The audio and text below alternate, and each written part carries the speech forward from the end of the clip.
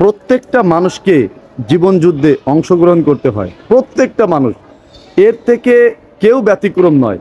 আর এই জীবন যুদ্ধে কি সবাই জয়ী হয়? আমরাই বলি যে না, সবার পক্ষে সম্ভব না। কেন সম্ভব না আর কারা জয়ী হয় সেটা কিন্তু আমাদের বুঝতে হবে।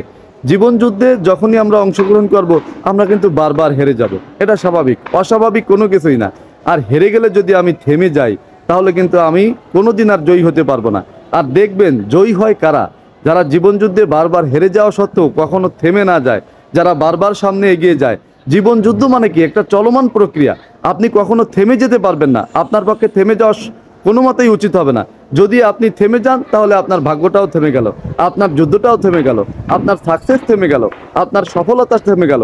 অর্থাৎ আপনাকে যে কোনো মূল্যে এগিয়ে যেতেই হবে, সামনে আগাতেই হবে। এটা একটা কন্টিনিউয়াস প্রসেস, ভুল করেও থামা যাবে না, থামলেই শেষ। আর যদি এগিয়ে যেতে থাকেন, তাহলে ইনশাল্লাহ আজ হোক আর কাল হোক, 2 দিন পর হোক বা 2 বছর পরে হোক আর 20 বছর পরে হোক, আপনি কিন্তু আপনার লক্ষ্যে পৌঁছাতে পারবেন। অর্থাৎ আপনি যে যুদ্ধে অবতীর্ণ হয়েছেন, সে যুদ্ধে অবশ্যই আপনি জয়ী হবেন।